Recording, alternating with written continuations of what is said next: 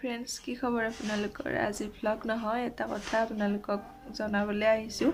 আৰু এতিয়া ৰাত্ৰিৰ 9টা বাজিল আৰু ভাত বনালোঁ। ভাত খোৱা নাই বাৰু, ভাবিছোঁ ভাত খোৱাৰ আগত আপোনালোকক কথাটো জনাওঁ, যিহেতু বহুতেই ভাল খবৰ।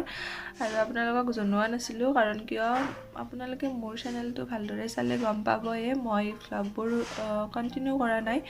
মাজতে বহুত গেপ থাকি গৈছে আৰু এতিয়া নতুনকৈ ভ্লগ দিয়াৰ মাত্ৰ 20 দিনমান হ'ল।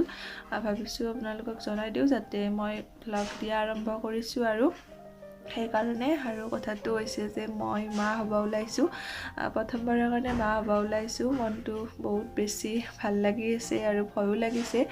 বাৰু যি নহওক, আপোনালোকৰ আশীৰ্বাদত সকলোখিনি ভালদৰে হৈ যাব বুলি মই আশা কৰিছোঁ।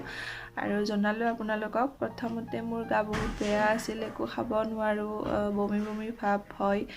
আৰু বমি ভাৱ নহয়, বমি হৈছিলেই, কিবা খালেই বমি হৈ যায়, এনেকুৱা আছিল। মই একোৱেই কৰিব পৰা নাছিলোঁ। এতিয়া বাৰু বৰ্তমান ভালেই আছোঁ। ডক্তৰক দেখালোঁ, আল্ট্ৰাচাউণ্ড হৈ গ'ল, পৰীক্ষাবিলাক কৰিলোঁ, বৰ্তমান সকলোবোৰ ঠিকেই আছে।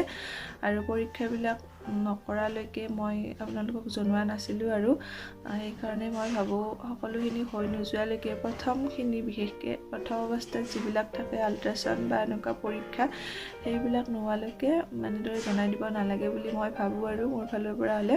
বাকী ঘৰৰ মানুহক জনাইছোঁ, ঘৰৰ মানুহে জানে। আৰু এতিয়া আপোনালোকক জনালোঁ, বৰ্তমান সকলো ঠিকেই আছে। আল্ট্ৰাচাউণ্ড হ'ল, পৰীক্ষা হ'ল, বৰ্তমান সকলোখিনি ঠিকেই আছে আৰু ময়ো সুস্থ হৈ আছোঁ বৰ্তমান। আশা কৰিছোঁ আগলৈও যাতে এনেদৰে সুস্থ হৈ থাকোঁ আৰু আপোনালোকে আশীৰ্বাদ কৰিব। যিহেতু মই ভ্লগ কৰিব লৈছোঁ, গতিকে আপোনালোকক কথাটো জনাই দিলোঁ।